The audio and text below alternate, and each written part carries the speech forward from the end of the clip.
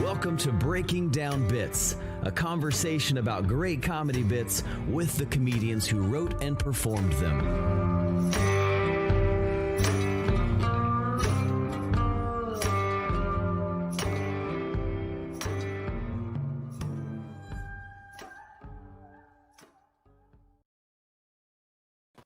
Wow, it is great to be back on Breaking Down Bits. I'm Brian Gendron. I'm Drew Jordan, and here we are, season 2, episode 1, getting things kicked off here. We're excited. It's been a nice break. We've reset some things. We have an amazing lineup for season 2. Some new things coming in the Breaking Down Bits world, and we appreciate you for checking this out. Absolutely. So if you have not listened to our season 1, our first 10 episodes, they are meant to be timeless, Drew. They're meant to be something that you can go revisit if you're into comedy. If you want to get into comedy, I think there's something for you. There's about 10 hours of great stuff with some really good interviews, and just really proud of what we put together, but excited about what we're doing with season 2. Yeah, exactly. I mean, the lineup already for these first episodes is amazing. We have a new thing.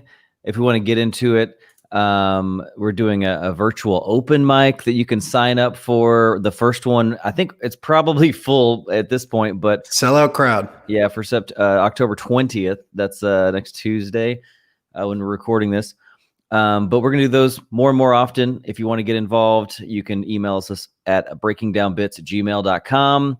You can get all the details and everything about the Breaking Down Bits world at breakingdownbits.com, a beautiful website designed by our very good friend Brian Gendron. This guy, yeah. That's right. That's the conduit to everything Breaking Down Bits, including the open mic, including all of our past shows. So please go visit breakingdownbits.com. If you are interested in joining one of the open mics, virtual open mics, all you have to do is email us in at breakingdownbits@gmail.com. We're going to be doing these once a week-ish for the most part. So Drew, myself, or both of us will be hosting. We're going to be co-hosting the first one, and really looking forward to that. So feel free to email in every week, and we'll try to get you up. All right, Drew, let's get into it. Today we are talking with Mr. Jeff Dye. I'm going to roll a quick intro video, and we'll bring him in.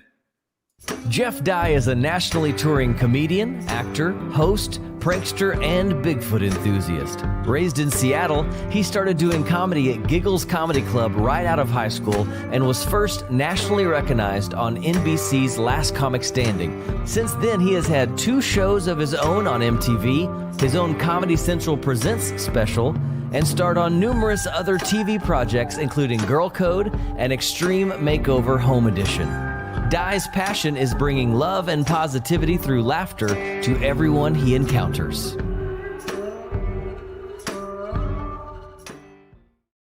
Bringing love and positivity to Breaking Down Bits. Jeff Dye, how are you? Hey, how's it going, guys? Thanks for having me on this. This is exciting. I'm happy to be here.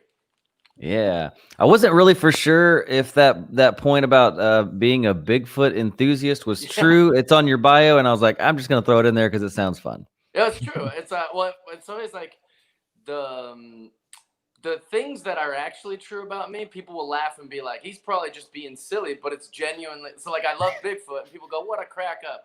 Or like, people be like, "What should I play?" I'm like, "Goo Goo Dolls." I love Goo Goo Dolls, and then they laugh and they're like, "He's such a silly." I was like, "These are genuinely just things I like. I didn't mean for them to be funny." We're not here to judge, man. We're not. But what a career. Absolutely what a career. And I discovered you very early in your career. I was a huge fan of Last Comic Standing. You really showed up for that contest, and things have been great since. So it's been cool getting to follow you. Yeah, I think a lot of comics talk trash about Last Comic Standing, but that's something I'll never do, because no matter how you feel about the integrity of a competition of art or a competition of jokes, I went from sleeping in a car. That was like, I was like sort of homeless. Most homeless guys don't have cars, but I lived in a car, to like now a beautiful home in like Los Angeles, and I'm very blessed. And so that's all because of Last Comic Standing. Absolutely. Awesome. So walk us through that. So you did the Last Comic Standing. You didn't even win. Sorry to rub it in, but no, it's good. I think was it Eliza that won that year? Yeah, she won. Oh yeah, Eliza's killer, man. So you can't be mad about that. And then from there, what happened? What was next for you?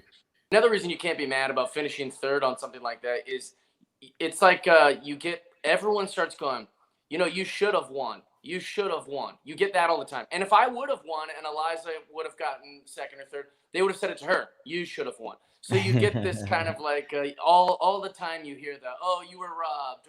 And so like I'm much happier with that than them talking shit just because I won.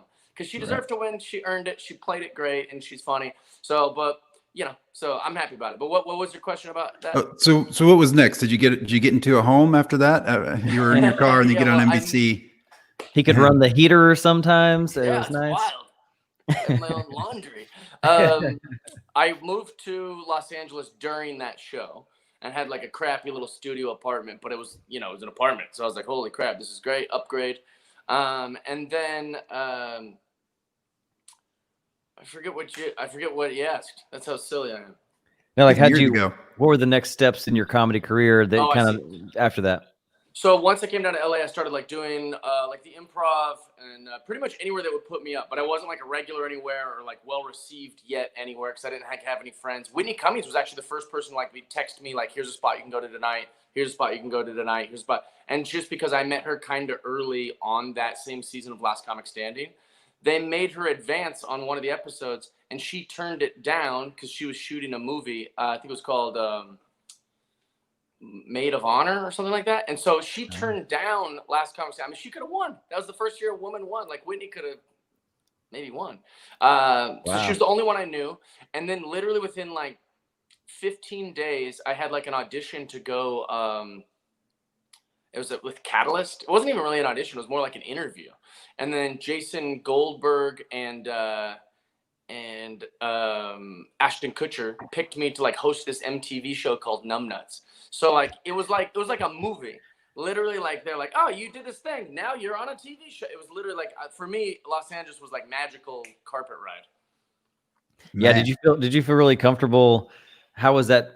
What was different about doing comedy versus like hosting the show and kind of getting into that? Were you comfortable already doing like hosting and TV kind of work stuff, or is that all brand new? It was brand new and it showed. In fact, at the wrap party, the producers cut together a reel of me screwing up my lines from the pilot episode, which was humiliating.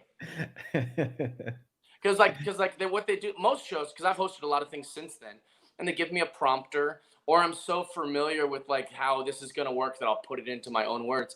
But I literally was like a kid who could barely read, and just did stand up. It's my own opinions. People probably ask you guys like, how do you remember all that? Right? Have you heard people say that? Mm-hmm. Yeah. You're like, it's not hard to remember my own opinions. Like it's like they're like.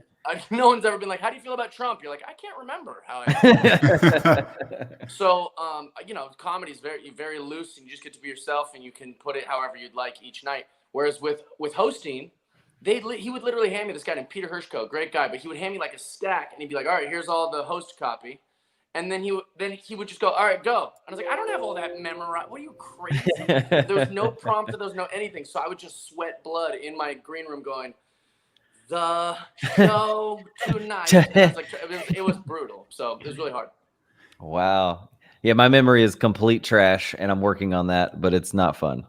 Really? What do you struggle with memory-wise? Like people's names or like monologues? You name it. But like when I do, like if I'm doing new jokes or if I'm doing a longer set, I'm already like, even I only like probably the longest set, because we're both kind of newer comics. Longest set I've ever done is like 15 minutes. Oh, wow. And I'm still going like, oh no, what was I gonna do next? Oh crap. I got lost. I was telling this one and I forgot what the order I thought I might. So I pre-plan way too much probably, but my memory is trash. I have to write everything down. I always have my set on my phone so I can sneak over there and peek. Oh gosh, I'm the worst. Yeah, I guess I have a bad memory when it comes to remembering what order I did something. So like I don't care about the order. I'm just gonna ride with the crowd. If like they want me to go this way, I go that way, and this way, that way. All my own, obviously, the same material I was gonna do, but just in different orders based on how the night goes. But then sometimes it'll really pop in a good order, and I was like, oh, I gotta remember how I did that tonight because that really worked. And then I did some jokes where like some of this has to be revealed for this to make sense, and then that has to be revealed for this to make sense. And so there's certain orders that some things have to go in, and I'm getting better. I'm loosening up more, and I think as time goes by, I'm able to be like, okay, Drew, just get up there and just do it. What happened? Whatever happens. It's going to be okay. I think sometimes I get in my own head, but if there's any memory exercises, I need to be doing them. All they care about is you. That's really the only thing the crowd cares about. You wonder why so many like people like Nanette or like, because they just go, hey, I didn't laugh one goddamn time, but she's sincere. And that's how that's just what they want. They want to just be able to connect with you. That's what most people say about my stand-up. They're like, well, I didn't laugh, but seems like a nice guy. I'm sure you're very funny. I don't think Nanette was even trying. It was like a weird TED Talk. And Chappelle did a fucking Nanette too on his one thing, but they were connected with it. It worked. Daniel Tosh once accused me. Well, it's not accused me. It's very funny. He goes, oh, Jeff Dye's act. That's what, 80% smiling and 20% jokes. But I liked it. It's you kind of own it. I'm a happy guy, and I think people feel that energy or whatever.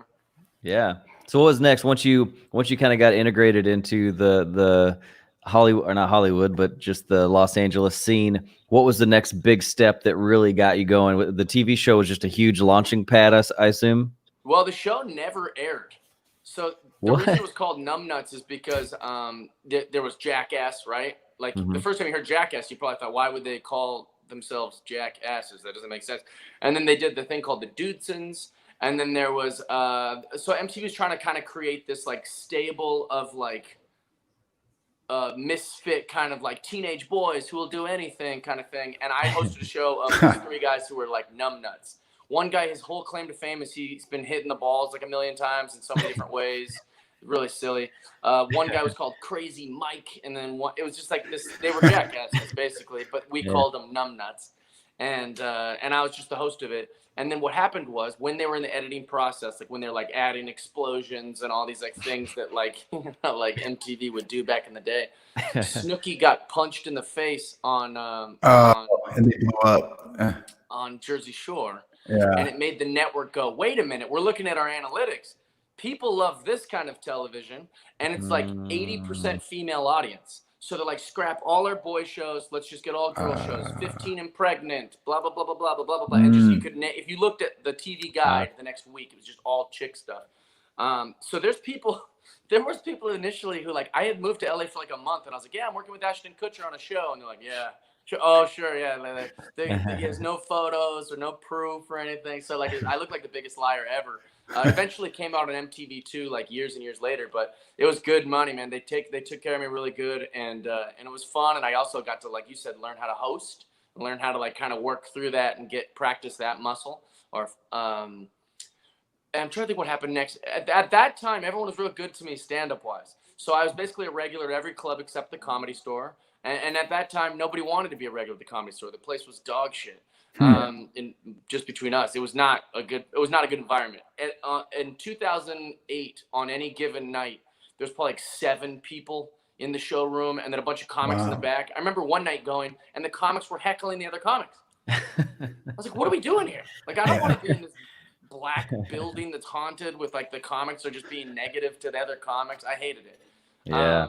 I kind of regret not getting in there now. I mean, now they're just dude, it's every celebrity, and then you submit, and Adam Egget goes, I don't want any more white guys. I'm the gatekeeper. I'm trying to think. Yeah, so from there, stand-up was really good to me locally, but then also Comedy Central put me on everything. I did a live at Gotham. They put me on Comedy Central Presents. I think a little while later I did This Is Not Happening, but they took good care of me, man. They put me on everything. So yeah, that was kind of the start. And then MTV gave me my own show called Money from Strangers, which was an idea that Rob Anderson came up with Scotty Landis, and I think Kurt Brownohler also helped create that show. And all you had to do was just go in and prank call. That was the audition. So me and 20 other comedians went in and did prank calls. And Rob Anderson was like, you had clearly the funniest prank call. But I prank call all the time. I don't even record them. I prank call from my house. I just think it's fun I'm bored to live alone. You still doing this? Yeah. Oh, hell yeah. Dude, I wish we had a way to call out from our show. We could do one right now. It's For so sure. fun. Do you guys prank call? I used to. Oh, I received them from my friends. That's where I live. That's where I was. I'd be like, who's this? I kind of consider it like practicing stand up or like practicing like crowd work. Like I'm like, I don't know the term. I keep saying flexing, but I don't think that's a good term for it. It's like practicing your wit. It's like, Sure. you know, you don't know how they're going to respond, so you can just like fuck with them. I remember the call that I made for Money from Strangers audition was I called a karate place and I was Like it basically already. just talking about, listen, you know, I'm not doing this beginner shit. I want weapons. Also, I don't know if there's an age limit, but I want to be in a class of kids, man. Nobody beats the Giants, you know. I'm gonna. And the lady was like, "Well, it is mostly kids, but I don't know if we can put you in that class." And I was like, "Also, baby, I don't take my shoes off. That's just something about me." And I just kept her on the line. And Rob was like, "This woman barely spoke English, and she was still getting riled up and pissed off at like your prank." I was like, "Yeah, it's fun." That is awesome. Before we go any further, I have one more question. Yeah. How did you land the Dierks Bentley music video? Because when I realized, I'm like, this is, oh my gosh, I've been humming that song for a week now. That makes me happy. Yeah, I'm not a big country guy. We almost won a country music award for that, and I was like so praying I could win that because that might be my only shot. Right? I'm the least musical guy in the world. I've often said if someone stole my iPod, they would return it because I listen to some trash. For people who don't know, you are the lead actor in Drunk on a Plane. I'm the guy who's drunk on the plane in the Dierks Bentley song. And so I was hoping we'd win because people would come to my house and they'd be like, oh, there's that, and there's the lip sync battle thing, and blah, blah, blah. And then be like, wait, how do you have a country music award? I just thought it'd be so cool. But we lost. We still got to go to Nashville and do the whole thing, and that was really fun. But so what happened was there's a lot of stories out there about how I got this. So the real story is I knew the woman who's dating the guy who directs all of Dierks' things. And so Dierks Bentley wanted Jason Segel to play the drunk on the plane guy. I had just went through this like real weird breakup, and I was being, just between us and whoever's listening, I wasn't crazy about the girl, but I was lonely, you know? So I was just getting drunk every night, and people were like, he's masking his pain. And it's like, no, I'm not. I'm happy as hell, you know? So it's kind of this perfect marriage of like what the song's about and like what I was kind of going through. And then Jason Segel was going to charge all this money and wasn't available. And then she was like, just have Jeff Dye play it. He's a comedian. He's funny, whatever. And Dierks was like, yeah. And Dierks was super cool and super nice. And sometimes he replies to my text messages still. Well, you did great. It's a very funny and well played and story kind of driven video that's just fun to watch. Even if you don't like country music, I think anyone can appreciate that. So when you get done with the podcast, go enjoy that video on the YouTubes. There's also some like sometimes I'll be like at like a farmer's market. I'll be somewhere and someone come up to me and they'll be like hey, how do I know you? And that just really shows like what you're most proud of. Because I'll be like, oh, probably the Tonight Show, or and they're like, no, weren't you on that music video? I was like, oh shit, I forget about that one. That's like Mitch Hedberg. You probably know me from the store. Yeah, I love that. That is so true. We got speaking of, you keep saying in between us, we got a few people listening. Ron Jamin said, you know, you made it when you're rocking gold headphones. So 24 karat, baby. That's what's up. 24 karat. So tell us, so you obviously have a lot of acting gigs and credits. And have you done stand-up nonstop through your whole career? Have you taken any breaks? So the only break I took is we were out of the country for months on the show called Better Late Than Never. And that was the longest break I ever took from stand-up until COVID. Yeah. So sure. COVID, but I don't think it's a continuous streak though, because I've done tons of Zoom shows. I've done tons of like little pop-up thing. We did a pop-up thing in the park, which was phenomenal in San Diego. And then I've also, after a few months, I've been traveling to all the places who don't care about COVID. So, and I know that's Texas. Controversial and a lot. Come on out. We're open. Like, I'm trying to think who it was. Was it Tim Dillon or something? It was someone I love and respect, but they did have a snarky tweet about how like, keep making that money off of these rednecks who don't care about don't care about COVID or think it's a scam. And I was like, okay, I will. Yeah, that's exactly what I'm going to do. I don't Smart care. strategy. Less I'm like competition. them. I want to work. I want to laugh. I want to have fun. I got COVID. I dealt with it. It was 2 weeks. It was whatever. Now I'm fine. So, so I've been going to like Arizona, San Antonio, Appleton, Wisconsin. I've just been going to places where, you know, they're having shows. Nice. Absolutely. Well, But stand-up has been my first. Stand-up is like forever my first love. I don't care what happens.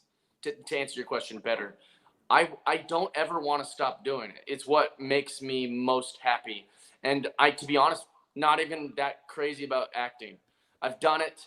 It's whatever. I don't enjoy it. It's a lot of waiting around. It feels weird. Actors are weird. Even the hottest like girl actresses are fucking weird. So for me, I will continue to do all those things because it's going to pad my comedy career. Like it'll bring people to the shows, and also people will be like, oh yeah, I like this guy in that movie. Let's go see if he's good at stand-up. And then they'll be like, wow, he's actually good at this. And you're like, yeah, because that's what I do.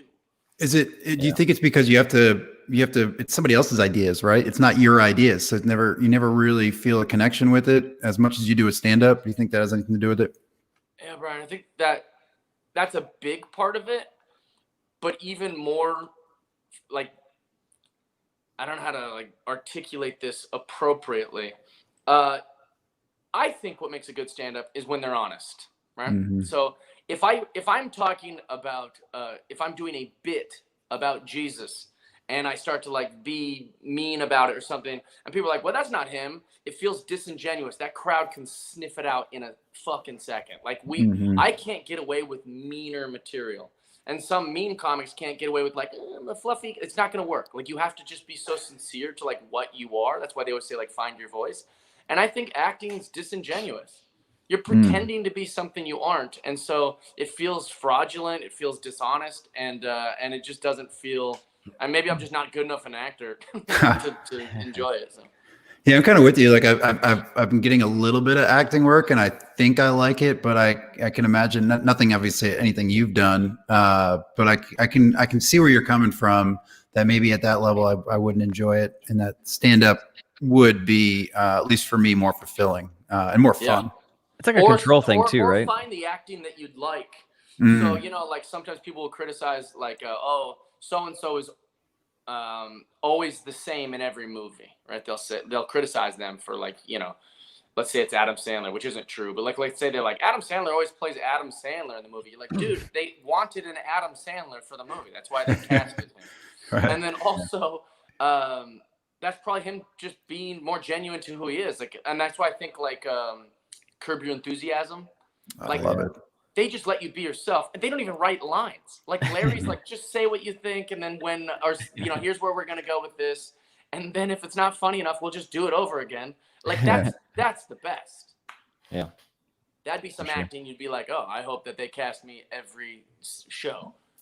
Yeah, well, with comedy, I think, and I do some like photo and video on the side, and it's just there's just always an easy difference to spot when it's a project that I came up with the idea and I love it versus it's someone else's project and I'm doing the creative like support work. There's no question. Like it's always more fun to do the thing that you believe in, that you helped create. It's your baby. Yeah, and that's why I love comedians. If you look at my friend circle, there's about 2 regular people and the rest are comedians. Like I'm obsessed with our minds, like the way comedians' minds work. And the most annoying thing, this will be like the only negative thing I'm going to say here. The most annoying thing about modern times is that everyone believes they're a creative type.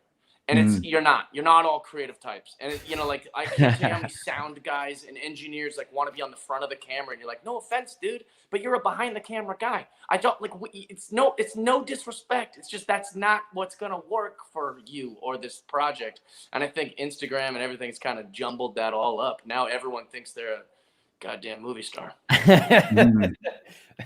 Motivational quotes from Jeff Dye. Just saying, it's not going to work. I came to terms with the fact that I'm never going to play in the NFL. I came to terms with it. I'm not still fighting the battle. Like, give me a shot. Yeah, like it's... You could play a quarterback on TV though, so you got that going for you. Exactly. There you go. Let's pivot into the writing portion of the show. So let me run a quick little. Yeah, Mr. White. Yes, science. So Jeff, this is where we get into the science of writing stand-up comedy. Okay. Science and the art. I think it's a little mixture of both. Two words that comics aren't real comfortable with. So when we call our work art, like a lot of people aren't real comfortable with that. Like I am.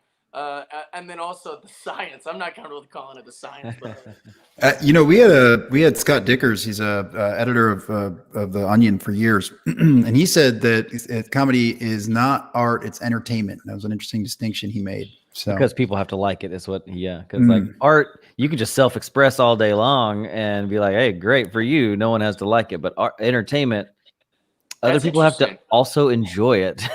Yeah, it's not. We can't just do stand up alone in the middle of like some corporate park. The way people just put a shitty statue out there.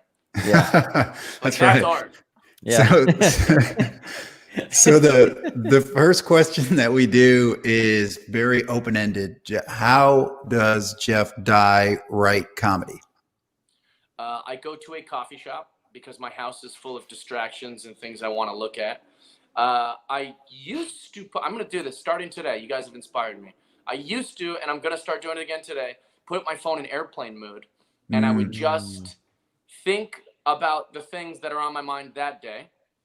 And I'd write for, 25, 30 minutes about just whatever I can try to get out there. Not conscious, not stream of consciousness, but just literally like, police brutality.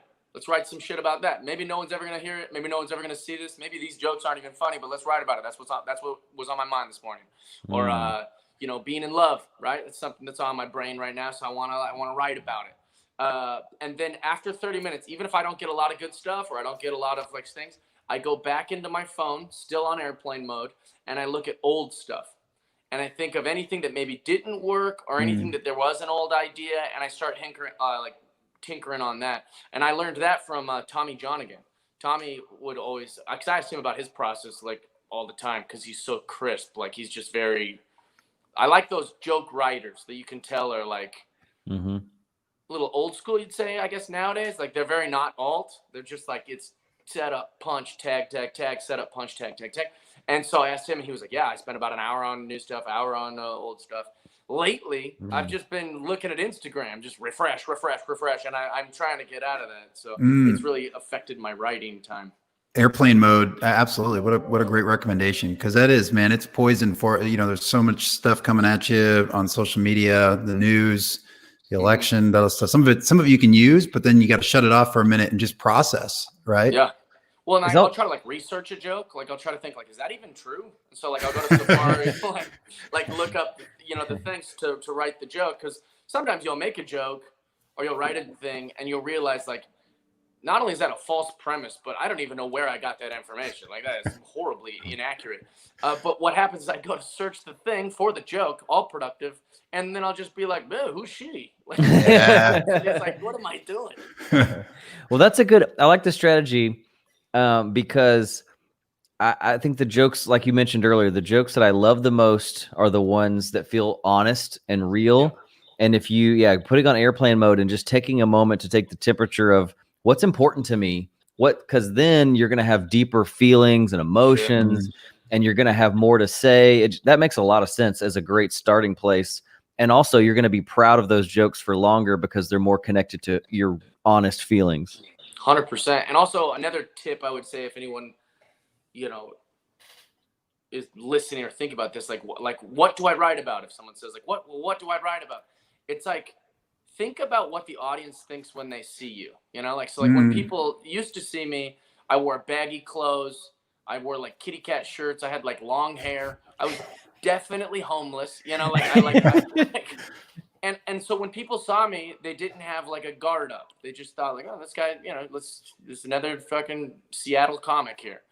Yeah. The second I got on TV, they cut all my hair off. They put me in clothes that fit. And then from that second on, people are like, who's this douchebag? Like, I have never heard that in my life, guys. No one's ever called me a douchebag.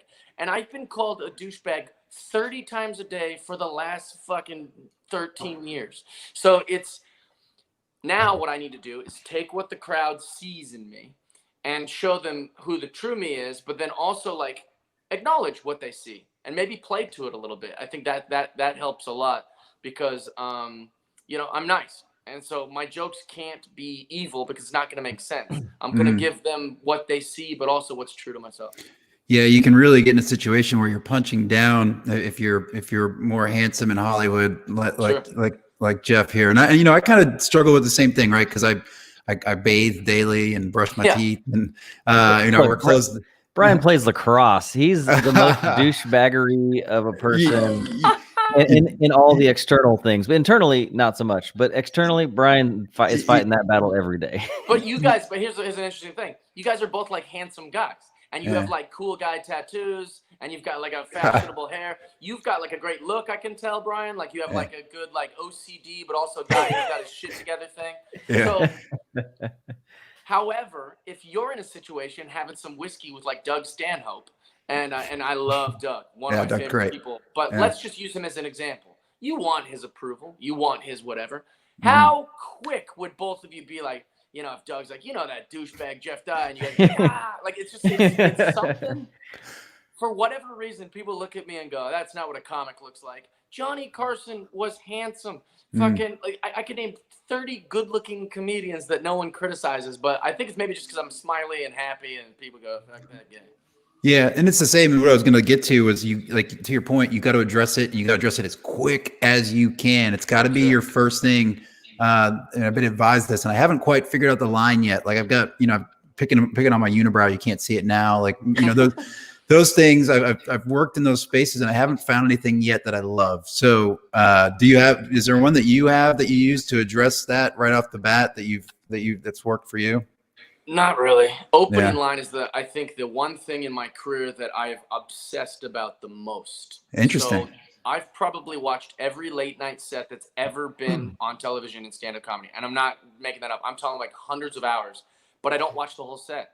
I just watch what do they say when they first come out. Because that first sentence is so important that, that's why they teach you that in like comedy classes. I don't know if you guys have ever taken those, but like they'll say like, and the only reason I know this is because I've seen so many young comedians come out and go, I know what you're thinking, or yeah, I know I look like so and so had a baby with so and so, and like it's because they're teaching you to address it right away. Yeah, which then has made it kind of like hack and like original. But the I'm so obsessed with the first sentence that I like to do like little cheater things. Like one thing I do is this has nothing to do with me, but I'll come out like in a crappy city, whereas like Appleton, Wisconsin, which is actually a beautiful city, but it's Appleton, Wisconsin. So I'll come out and be like, "What a pleasure to be in Appleton, Wisconsin." It's just some sort of icebreaker to just whatever. And then now I've avoided having to come up with that perfect first line. Because I came up with some cheater thing to do, So I'm very much obsessed with the first line. I think it's very, very important. Like, what are some of your favorite? Oh, sorry. Well, yeah. What are some of your favorite openers then? For me, I mean, that you've heard or whatever. Well, like Nate Bargatze does a great thing where he talks about like sometimes he will come out and just say like I've been married for such and such years. We have a daughter. Some people clap, and then he's like, "Yep, it's getting pretty serious." Like it's just such a subtle, casual. Yeah. But it also tells the crowd, "I'm a dad. I'm married, and this is my temperament of comedy." And so I've struggled to find that.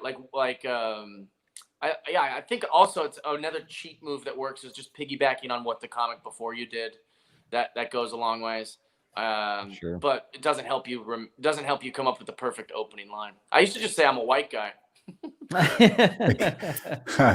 Just clear that up right off the top. Yeah, let's just I am a white guy. I don't know if you're I said that on my Tonight Show. Actually, one of the Tonight Show sets, I go, little about me. I'm a white guy. So if you guys know anything about history, our bad. It's a pretty good segue. So the next question we get into is how do you prep for a set? What are you doing before you you're going to be doing a set? My home comedy club in Los Angeles is the Comedy and Magic Club in Hermosa Beach. Mm-hmm. Now I live in Sherman Oaks, and it doesn't matter where you live. That's a drive to get to Hermosa Beach. So I love. That's what sucks when comics are like, we should have carpooled, and I'm like, oh, we should have, but I didn't want to carpool. I wanted to sit in my car in the traffic on the way there with my set list is like where the speedometer is. I'll put it in the middle part, like just the sentence of each joke that I want to hit and each more bit that I want to hit and what order. And I'll just blast music that is lyricless. So some sort of like, not something I'm going to sing along to, but just something I can look at those words and just kind of like obsess about. And I always Yanni or something. Yeah. Do you guys ever just not have a set list and then they're like, all right, you're on next. And you're like, shit, do you ever do that? I hate that. I do it and it never usually doesn't go well for me. I don't know about you, Drew.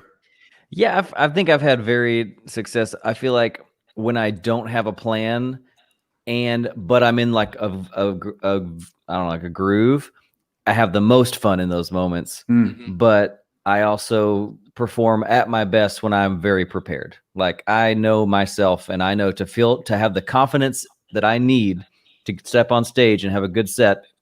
I just got to have the prep done. I've got to be ready. I got to know what I'm doing. That just works better for me.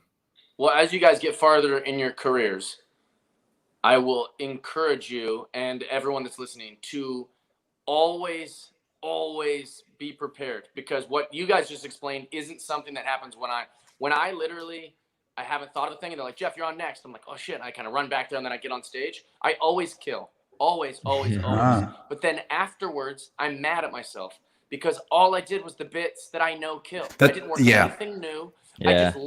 I just leaned on all the shit I already know is good and I already know works. And so I'm just like a joke robot up there. And then I drive home going, what are you doing, man? You went all the way down here. You didn't work on a fucking single new joke. And that is what kills a comedian. Every town has some old road dog who wrote great jokes in the beginning and then they never wrote anything again. And then they wonder why Comedy Central doesn't want to book a 60-year-old road comic from Utah. And it's like, because you're not prolific, man. You're not working on it. You're not writing on it. So I hate when I go out there and just do the old shit that kills and I didn't prepare.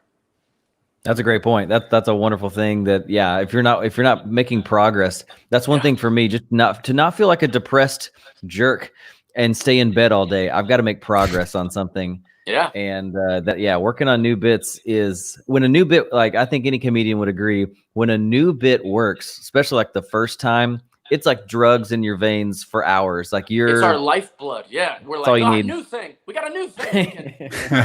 Yeah. Nothing better.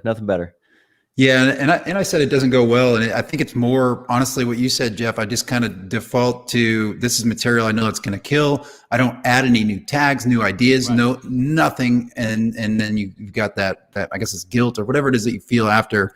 But this, what we've done here, and I'm curious if you have a circle of people that you work with on jokes or people you're comfortable going up and getting feedback from. But this has inspired me to write more, and then given me more confidence to experiment more on stage. And then get off stage and then talk to my group of friends or encourage them to listen and help give me tags. And gosh, man, it's just it's becoming this new machine that's just creating out new material. And do you have a group of folks, people that you work with or people that you take advice from on your stuff? So in Seattle, we used to do a thing literally every when we woke up. So I would say morning, but 11:30. We'd go to a coffee shop and we would go in a circle. So it'd say, all right, what are you working on? Andrew Slater, very funny comedian, lives in Portland now. He would say, all right, here's some things I'm working on. And then we would add to it. We would just say, but the rule was, it didn't matter how hard we were laughing or whatever, we're working on Andrew's shit right there. Yeah. Okay. So you've got to be able to trust these motherfuckers, because as a comic, like you'd be like, well, I said it. You're like, I know, but we were working on Andrew's bit. We weren't working on Jeff's bit. I said a funny thing to give to Andrew. And then you go to the next guy, see what he's working on, and and our group was never larger than about 4 people. And you could also, another bad thing that kind of rears its head in those moments is you start to realize who's not got the best ideas. Like comedically, you're like, yep. Oh, Mike maybe should retire from this open mic. But you just help each other, and then it's also fun when it's your turn because you're getting free stuff. I've never turned down. There's been comics I hate who are like, hey, do you want a tag? And I never say no. Like, hey, shit. Like, what are you talking about? I've lived off words, and you're going to give me free words? I'll take it. Andrew is probably the guy I lean on the most, even now, like for like projects. Like sometimes, like I have a podcast with athletes, and so it's me and Russell Wilson. Every week we have like a different person, but because Russell Wilson knows mostly athletes, it's been mostly athletes. And so I've leaned on Andrew Slater and Aaron Marsh, two very funny guys that I trust, and they'll just text me jokes like, "Oh, you could ask." Like I had Ken Griffey Jr. on this week, and I'm from Seattle, and me and a handful of people from Seattle. It goes, Griffey, God, then your dad. Like that. That's how it works. And so Aaron Marsh sent me a joke that he said, you should say, "Hey, Ken Griffey Jr., can you say Adam Ray sucks? It's for a friend." And it made me laugh so stinking hard. Or like we had Chris Paul, and one of the questions Aaron Marsh wrote was, "Hey, Chris, you've been in the league for 15 years. You've seen a lot of NBA finals. Have you ever thought about being in one?" It was so good. So yeah, I still lean on people. I don't feel as gross taking people's jokes when it's for a show or something. Right. So what I would never ask someone, "Hey, write me something that I'm going to do for stand up." But for like a show and it's like 24 hours till we tape, I'm like, "Hey guys, give me anything we got here. I need some help." That's awesome. And we kind of touched on it a moment earlier about what happens right before you go on stage. That's one thing we always ask.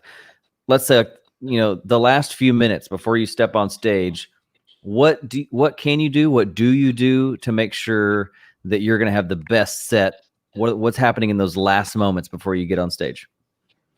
So before the last moments, I've wrestled with. So I never care about eating. People say, "Oh, I never eat before I go on stage." I'll eat sometimes right when I'm walking out. Like I'm swallowing. you got a drumstick in your hand. Okay. If I don't drink before a set at all, like not a single drop of alcohol, I always think to myself, "Wow, I was way more organized and that went a lot smoother." But then when I am drunk sometimes, I'm like, "Nah, man, I'm more loose, baby." So I've always wrestled with that, like whether I should or shouldn't drink before a set, and if it even affects me better or worse. But right before I go on stage, I try to take a deep breath, and I actually get down on one knee, and I thank, like I like literally say like a little, not a prayer, but like, I can't believe we're getting away with this. I can't believe that this is what I get to do. Yeah. Like on the other side of that curtain is a comic who's going to give me a hug and hand me a microphone. And then I get to talk to hundreds of people who, even if I'm wrong, are going to laugh. They don't even agree with me. They're laughing. Also, if I bomb, my boss is going to come out and be like, fuck them. You'll get them tomorrow. Like, it's just such a beautiful job that I like, whoever you believe is upstairs, God or the Tao or Source, like, I just want to be grateful that we get to do this. I'm so in love with the job, and it's fun for us to get to be able to be that. We've heard a few people say that, and that's something, Drew, that we got to remember. Just have that moment of gratitude right before you get on stage is kind of what you're referring to, and that's awesome. Well, that's why like a lot of comics that are maybe getting in a little bit more trouble. Like, I think I don't know if I should say that, but there's certain guys I think that have gotten a little too loose up there with their celebrity, and it's like. The crowd's kind of like looking around going, "Hey, what's he mad at us for? We love this guy." Like it's like you kind of, I don't think it doesn't matter how edgy the subject is or what you're talking about. You still want them to like you. You've got to focus on that a little bit. You can't just be like, "Fuck you" if you don't like it. You're like, "Well, dude, they came to watch and listen to you. Like, I have a little love for them." Yeah, they all bought a ticket with your name on it, so I'm pretty sure no one's coming to be like, "I hate this guy. I'm gonna buy." It's like when ticket. You watch porn and they're like mean to the lady. Like, you're like, "Yeah, be nice to her. Take that, bitch." You're like, "Dude, she obviously likes you. I don't know what you're mad at her for."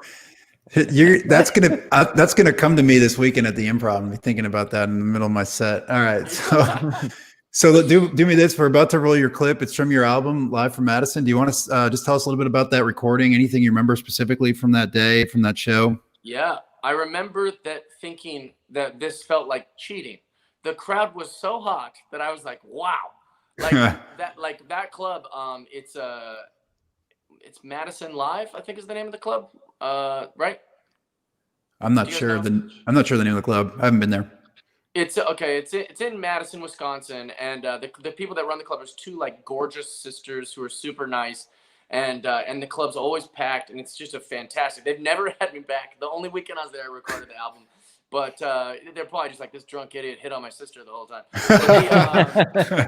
But it was a great club and super, super fun. And I had a great time. And I just remember thinking how great the audience was, that I was like, yep, this is the album right here. So I knew, like, right when we were recording it, that was. So did you not, you went in with the intent to make an album, or no? Or you weren't? Oh, wow. No, I like to record almost every single night. And some people, you know, like, they think it sounds real humble to say, like, oh, I hate hearing my own voice, or I hate listening to my sets, or I can't watch myself on TV. And I'm confident enough to say I watch everything I do. If I'm going to be on TV that night, we're watching it. Like, I like athletes review their film, like, you know, Sure. like professionals, you know, go look at their golf swing over and over and over. So I'm trying to be the best at this that I can be. So I watch all of it. I listen to all of it. That's good advice. So I've got this split up into 2 clips. Let's go ahead and roll that first clip. Sure. I'm not gay, if you're curious. I know what I look like. I feel like I have to tell people. I know. Nobody's looking at me going, I bet that guy could bag a deer. Like, no, this is my look. I think I'd make a great gay man, though. Yeah, I'm very friendly. I smile a lot. I smell good. I love parades. I like to dance, you know. I just don't like guys, and I guess that's the most important part. It's just frustrating. I don't know why these gay guys are so exclusive, you know. Because I want in, you know what I'm saying? These gay guys got it made, you know. I see sad ladies all the time. You know, being in New York, I'll see girls, like, weeping in public, you know. I see upset fellas all the time. There's some mean guys here tonight. You're just cross-armed, like, I didn't want to come to this shit, you know? But I've never, in my 31 years, seen a sad gay guy. Ever. They're always skipping around, all happy, smiling. They always look all smooth and shit, you know? They always got tons of money. I'm like, let me in. I want that. You know, I'll be the crazy gay guy that dates chicks, you know? It's not fair. Hogging all the happiness. A lot of people are surprised when they find out that I'm not gay. Mostly my dad and grandfather. Thank you for laughing so hard at that. No, but this guy the other night, he was real surprised too. This guy said right to my face, he goes, "You're not gay?" I was like, "No." He's like, "You're not gay." I was like, "No." He's like, "Why'd you let me buy you 6 drinks?" Times are tough, baby, you know what I'm saying? Don't make this weird. Try to tell guys that all the time. Go in there, flirt a little, you know? Chat them up, get some free drinks. You don't have to sleep with them. Women have been doing it for centuries. It's just smart.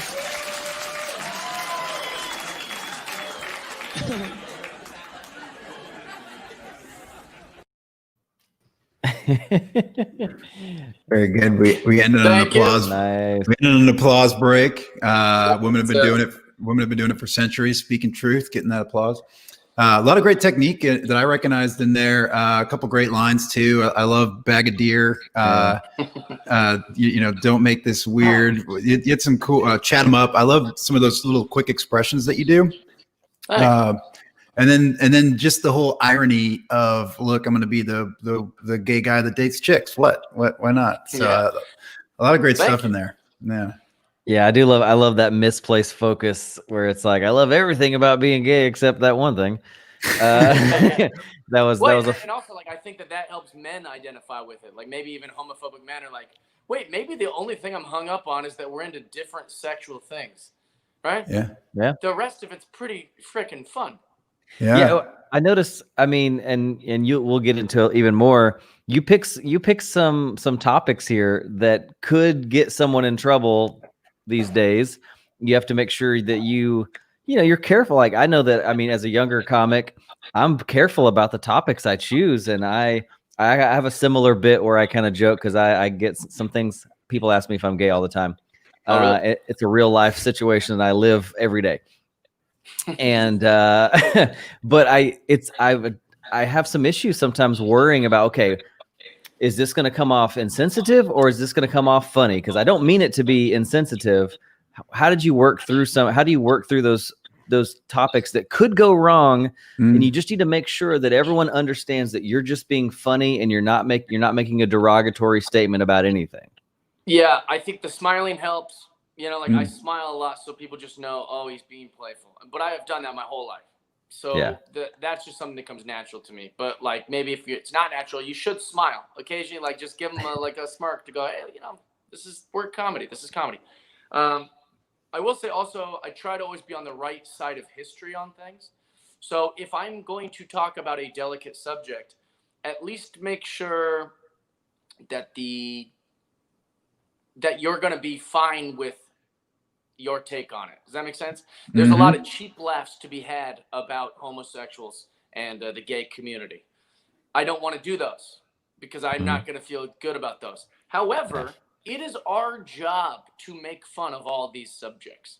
It's our job. It's what we do. And also, let's break down breaking down bits here. Let's break down the word making fun. Oh, he made fun of black people. Yes, I'm making it fun. That's what I'm doing. That's what this is. Wouldn't it be great if we can make things fun? Like, that's the beauty of being a stand-up comedian. So yeah, I'm going to make fun of 9/11 when I'm in New York and I'm doing comedy in 2005. I'm going to make fun of that.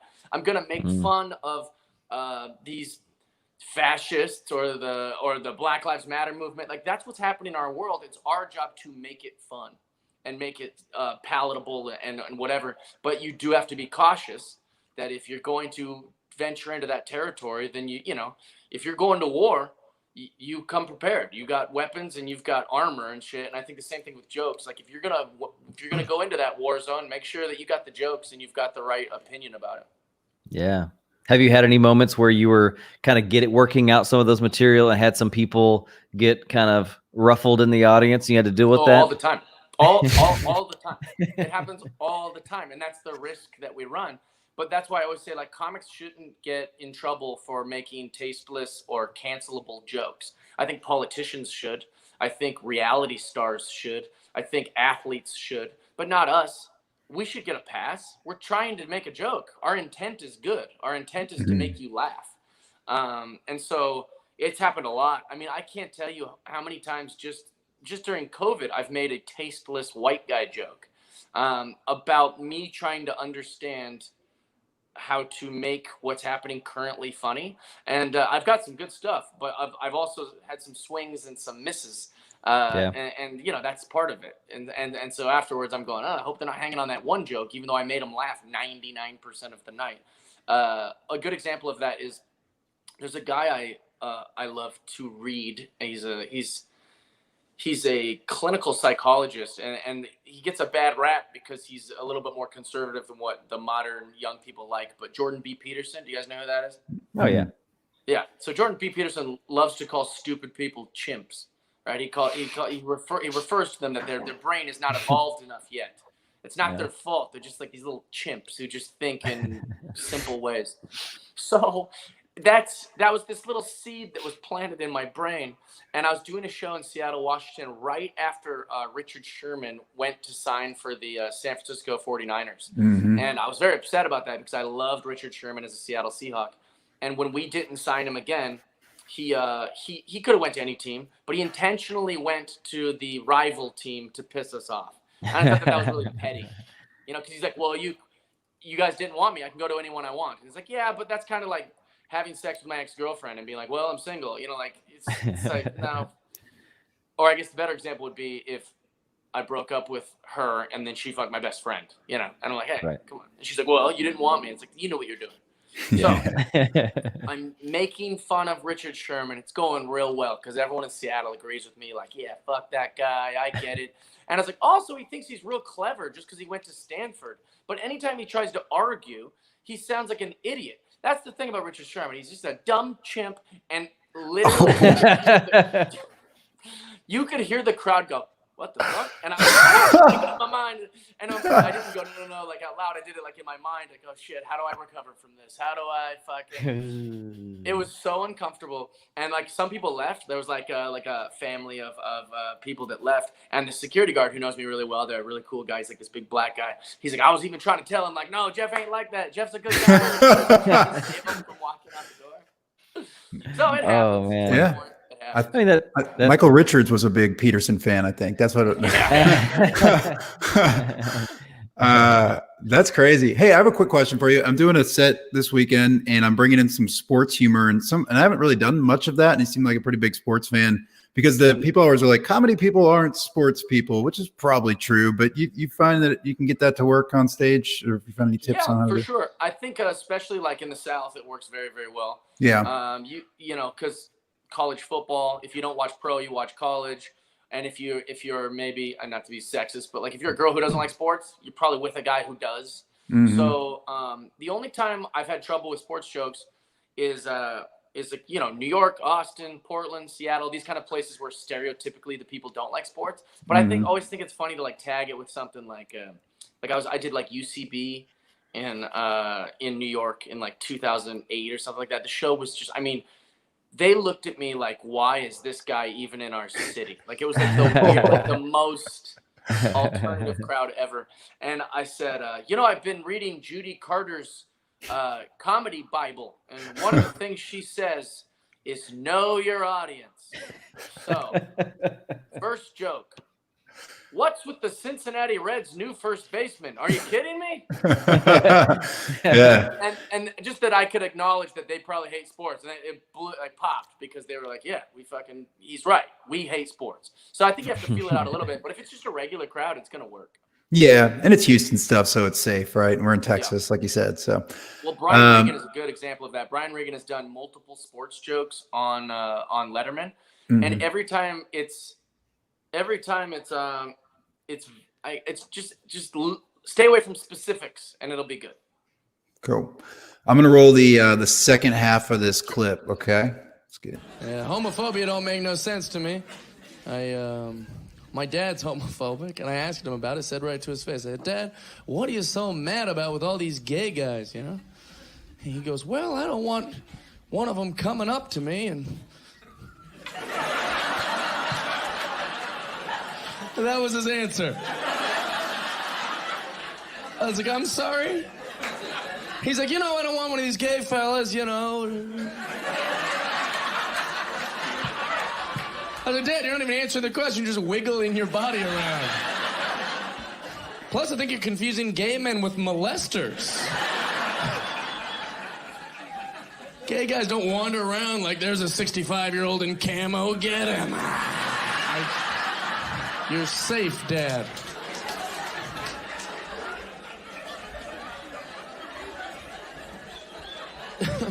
So I asked him, I said, explain yourself, you know, like a human being, you know? Like you can use words. He goes, well, I'll tell you. All day in my brain, I picture two men having sex with each other. And I was like, what are you doing that for? That's what you're upset about, you old perv. It's disgusting. The heck's the matter with him? I like all people. I don't care what the hell people are. I like animals more, but I like people. People are nice. I like all people. But people think that I don't support gay people just because I don't believe in gay marriage. I like gay people. I'm just Christian, so I don't support gay marriage. I believe in the Bible. I believe marriage is between a man and a young woman sold by her parents in exchange for cattle, crops, and village safety. People say, Jeff, why aren't you married? Well, no one's made me a good enough offer. I wanted to be pretty, but I also want to get some goats in the deal.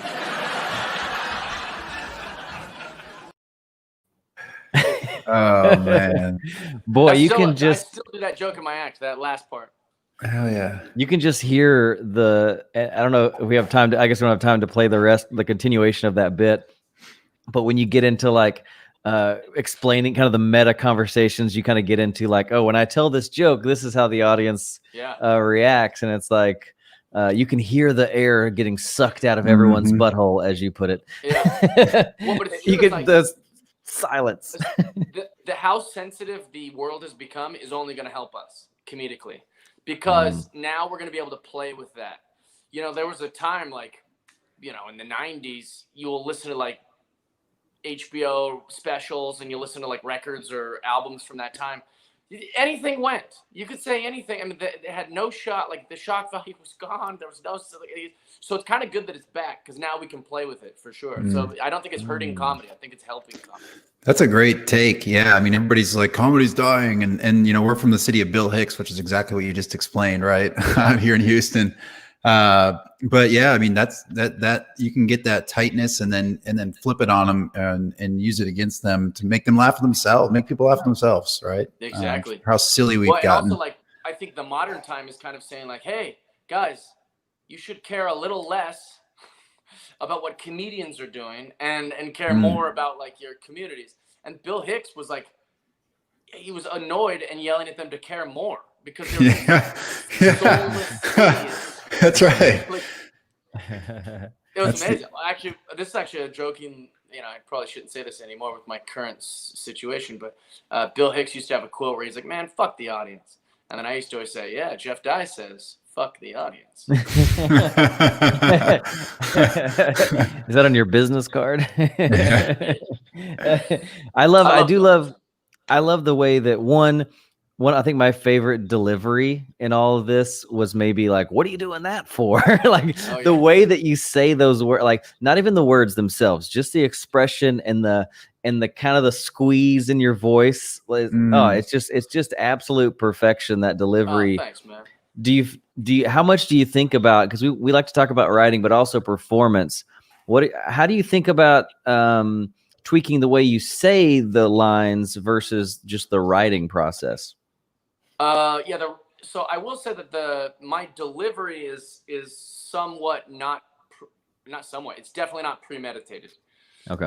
So the words are always going to be the same, and they're going to be as very, very, very specific and meticulous about the word, but never about the delivery.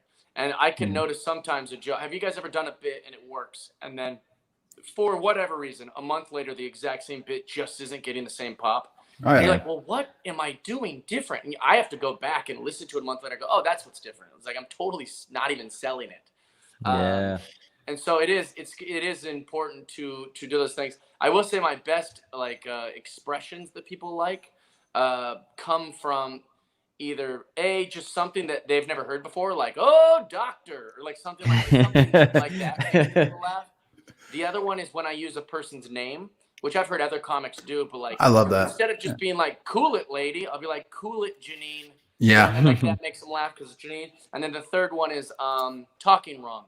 I'm a simple guy. I didn't graduate high school. I didn't learn to read till pretty late in life. And I've made that pretty public. A lot of people know that about myself. So sometimes people just laugh because I'm talking wrong.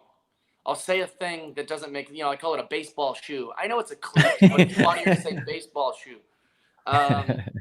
Another example is like, I'm trying to think, ain't no. I'll say like, there ain't no problem with that. And yeah, like, no, so just little things like that of talking wrong. I have a bit right now that I'm working on called, it's just about how stupid singing shows are. And I had to put it on hold for a little while because I was doing a singing show with Fox. And, the Masked Singer. I started it by going, when will the world stop being impressed when people sing good? Like, and that's the opening line. And I've had people actually have to show you go, it's not sing good. I was like, I know, but it's funny. So those are the three. Funny. I know we didn't hear the clip, but if you do listen to that full special, you hear right after we cut it off there, you do go into this big meta moment where you go, typically when I tell this joke, this is what happens. And you do it. It's beautiful the way that the storytelling through it. How do you that's a thing that I think a lot of comics sometimes try to different levels of success to go, normally when I tell that joke, XYZ. Right. led you to want to include that and tell those kind of stories? Like, you just tell the joke, and then now you're telling a story about telling that joke. It's kind of like this weird moment. What made you want to tell that way? And like, do you do that a lot? Do you find that's really successful for you to kind of go, after the show, this lady came up and you're kind of doing those storytelling moments? It often comes off preachy when I do it, because I'm lecturing the audience. I'm saying, hey, Daddy's got you.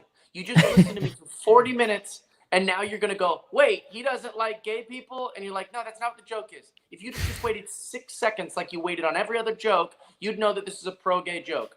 But so I'm almost not yelling, but I'm almost like annoyed that they can't just understand that, okay, this comedian said a thing that I initially in my regular day life don't agree with. And that's why I did it. I'm trying to trigger them with the setup to give them a funny punchline. And so I like to punish them and remind them that they're at a comedy club. And if the second you stop being a comedy club audience member and like an activist, then you're wrong. You're wrong, and I'm going to lecture you about it. I do a bit very similar to that now in my act. I think it's on my new album, about how women are horrible audience members. And when they hear that, they're like, fuck this guy. But then throughout the bit, I explain how men are better audience members because we're not as good of people. We'll laugh at it, we don't care. I could write a great bit about killing a dog, and if the bit's good enough, men are like, and that's why they're great audience members, because we're worse humans. And then I explain how women are better humans, but that makes you shitty at hearing comedy because you're just too. But I explain it a lot better, and there's a lot of punchlines in it and stuff like that. But I think if you make your argument good enough, people go, okay, I agree with him. He's right. Women are pretty shit. Like, anyone that's ever complained after a show, it's been a chick. It's any time. It's just never once have I had a dude get mad. It's just never happened in my entire career. Okay. Yeah, that's a good point. Why is that? They go home and they shut the fuck up. That's what they do. They say, I don't know. They hated me, and they go home. They don't take it personal. A woman hates my comedy. She has to tell everyone. She has to get her money back. She has to be outraged. Blast you online. It's not like every guy that's ever heard my comedy likes me. They just leave and they go, I didn't like that guy. That's crazy. That's funny. You also do a lot of biblical references in that bit. And I grew up, my dad's like a Baptist preacher, so I have a lot of that in my act. And I'm always struggling to be like, because I'll write jokes that my church friends from back in the day would all get. It's obvious to them. Sure. But normal humans who didn't grow up like in a super fundamentalist Christian kind of atmosphere has no clue what I'm talking about. Right. And you do such a great job of using the stuff that everyone knows, I guess, or what's going through your filter as you clearly have some connection with religion to even write those jokes. How do you make sure that it hits everyone in the room? So before age 23, the only book I knew anything about was the Bible. And I was a young life leader. My parents weren't religious at all. They're agnostic, but I grew up around church kids because they were the nicest kids. And also I had no money. So they'd be like, want to go on a ski trip with the church? And I was like, I can't. Like, we'll pay for it. I was like, I'm there. So it was like, they always had food. They were always positive. There's always like, pizza around, right? Friend. So I was like, yeah, I'm down, man. These church kids are great. And then also, as much as I am not a fan of conservative Christian doctrine and dogma, I'm a big, big Jesus guy. And whether you think he's real or you think he's made up or you think it's whatever, all of the principles of those stories that include Jesus are fantastic. He's a really sweet guy. He loves everyone. He says, forgive your enemies. He's a pacifist. But so even the myth of Jesus, or if you believe that he is real, like there's a lot of good shit that I like about. So I'm a big Jesus guy and not a big Bible church guy. So for me, I always am trying to humanize Jesus that way.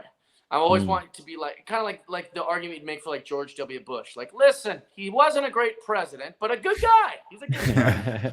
He paints. Like, at least give me that. At least give me that George W. Bush loves beer and baseball and he can make you chuckle. You know, like that's what I like. So I feel like if you can do that with Jesus or some of those Bible stories, it goes a long ways. One of my favorite bits is about doubting Thomas. Do you guys know him? Yep. Sure. So it's like Jesus dies and allegedly rises on the third day and reveals himself to some of the disciples, and the other disciples go tell the other disciples, and they're like, hey, Jesus is back. You know, the guy that we saw get crucified and stabbed in the side and put in that tomb, like he's back from the dead. And Thomas is like, no, come on. And then they call him Doubting Thomas for the rest of history. I mean, I don't know. Maybe it's reasonable skeptic Thomas. Like that seems more fair. Yeah, like we live in a scientific world. I feel like if someone said that my sister who died in a car crash came back to life, I'd be like, hey man, I don't know. I'd have to kind of. So I love when anytime you can explain to an audience a story. Sometimes you have to fill them in on it. Right. But yeah, and so you should use that for sure. You know how many comics are just heathens when it comes to that stuff? They know nothing. They could quote the zeitgeist or whatever the hell it is, but like they know nothing about like. Yeah. So if you have all that information, Drew, like you should definitely use it for your material. Like don't hide away from that. It's good shit in there. Yeah, I like using it. I'm always, I guess, just working through my head to make sure I'm not saying something that no one else, that half the crowd is going to lose and be like, what? I don't remember that. Ruth, who's Ruth? Like, I don't want to get into like the deep stuff, you know? So I try to keep it surface level, but sometimes I don't know what other people know and don't know. I will say that's good advice too. For anyone listening, that's like, do you think your audience is mostly comedians? Absolutely. Oh yeah. Okay. So I've always said to people, like, I met this one guy, Mikey. He's awesome. He's one of my friend's best friends. And whenever I go to Connecticut, he comes to my shows. And Mikey was thinking about doing stand-up. I don't think he ever did, whatever. But he works and has worked in his parents' morgue his whole life. So he's just like, and I was like, dude, that's what you talk about. Any situation that you have that's where, like, I know the Bible's a really big one, but, like, not many comics are jumping into that space. And so, like, just the fact that your dad is a preacher or like whatever, like you've got to use that shit. So anything that's unique to your life, if you ice skate, if you're a pro skateboarder, if you're I guess a mom and dad's too vague, but like anything that's like niche, dude, that's your wheelhouse. Like run with that for sure. Awesome. Yeah. I love those stuff. And it's jokes that no one can steal from me because it's so unique to my experience. So I definitely love those. And I love the safety. Yeah. Well, if they steal them, it's their fault. I think like my like the thing that makes me unique is that I'm really happy. A lot of comedians are just they're miserable all the time, and I've really mastered happiness. And so like that's what I'm trying to talk about most on stage, because I think that's the thing that's most unique to me compared to other comedians. Is like you'll never see me not smiling. Like I'm very happy guy. Do you ever? So me too. And do you ever get this moment with comics? They're all pissed off at me. They want to know, like, what are you doing in comedy? Like, you're happy. Look at your life. Like, get away from all this. Why are you here? I frequently find myself in that conversation. Are you there as well? Oh, all the time. Yeah, I've heard it my whole career. I mean, when I'm not getting, you don't look like you should be a comedian. I'm getting, you don't. You're too happy for this job, or you don't have enough misery. You don't have that's such like generic. Like that's a hacky opinion, let alone a hacky joke or something. It's like, like take a podcast, for example. I remember saying to someone, he was like, I don't want to do that. Everyone has a podcast. And I say, yeah, but you don't. Your voice isn't being heard. There's not a podcast from you. People want to hear, like, we're all different. So we're all funny in different ways. We all have different things.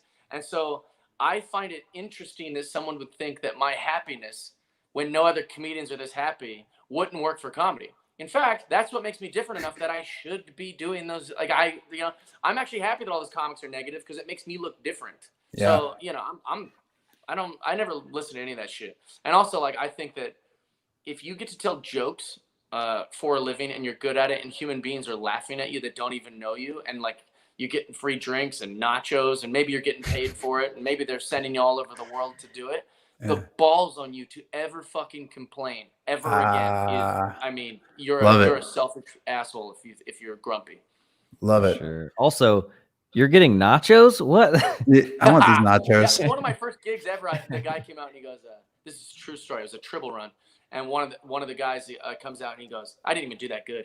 He comes out, he goes, hey man, tonight was a little lighter than we expected. And, I hate to do this, but, maybe I could just get you a few beers and nachos for your pay.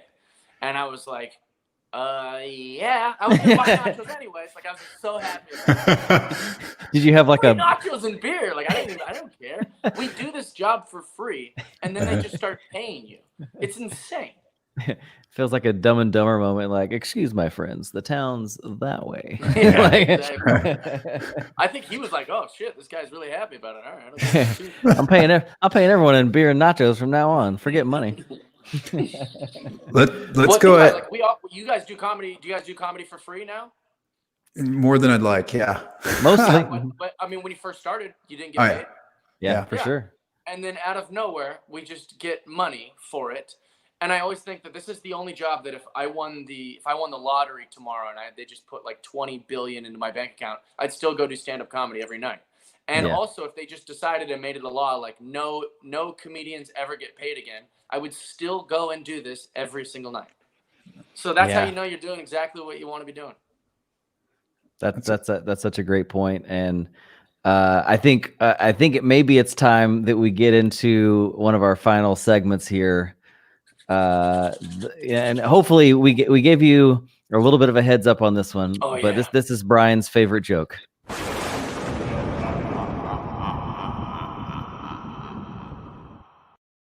All right, Jeff. So we call this last laugh. And what this is what joke do you want on your tombstone to be remembered by as a comedian?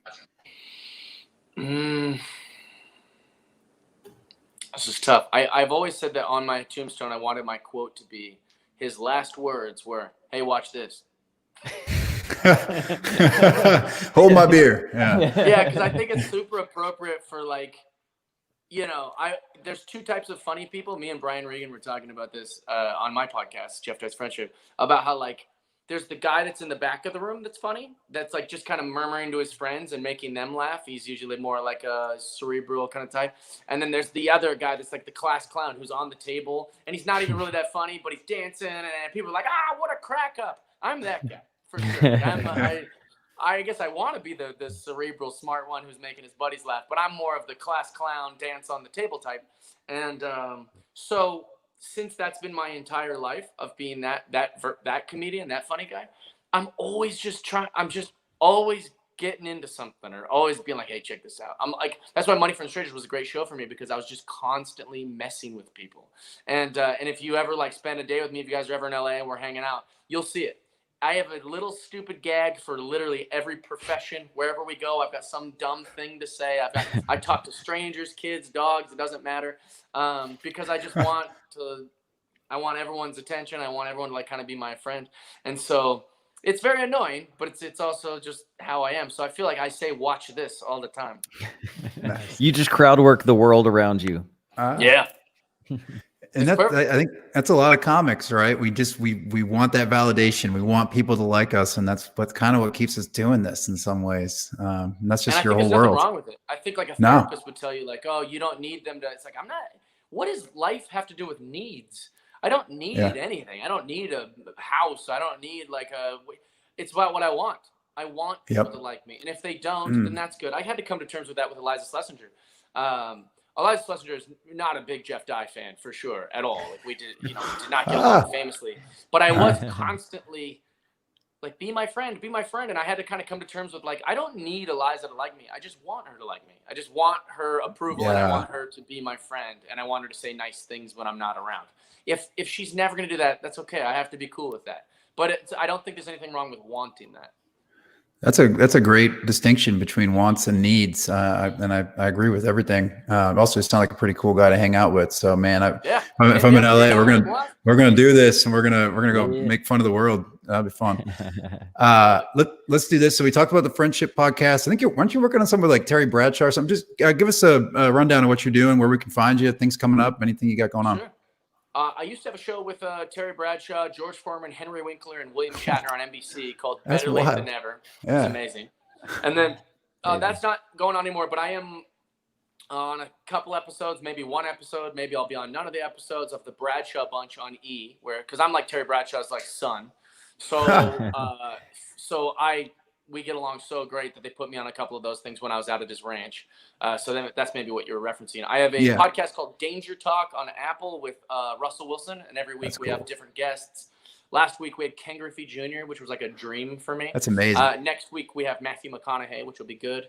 And then I have my own podcast called Jeff Dye's Friendship Podcast, which is on all things comedy. Last week I had Brian Regan. This week I'm gonna have Jeff Garland from Curb Your Enthusiasm. Trying to think. That's all the TV stuff's on hold because of LA is like frightened to even open stores. So the TV stuff, I got a few things. I'm on a show called I Can See Your Voice, which is on Fox. That comes out on Wednesdays. I don't know when or what episodes I'm on that, but watch that. Yeah. Nice. But other than that, how do we find you on social media? just my name, @Jeff Dye for everything. JEFFDYE. Awesome. Well, Jeff, thank you so much for coming and hanging out with us. Season 2 premiere of Breaking Down Bits. It was absolutely our pleasure to have you. Thanks for sharing so much goodness in this episode. I'm going to have to turn around and just rewatch it myself just to kind of like soak it all in. So thanks for your time. Thanks for your experience. And also for truly bringing a little hope and laughter to the world and inspiring others to do the same. Well, appreciate you guys. Good luck finding Bigfoot. Thank y'all. Thank everybody who's listening. Next week, we're back with Sam Talent. So come back and check us out. Thank you, Jeff. One of my favorite people in the world. I love Sam Talent. Absolutely. All right, bye, guys. Love you. Bye, guys. y'all.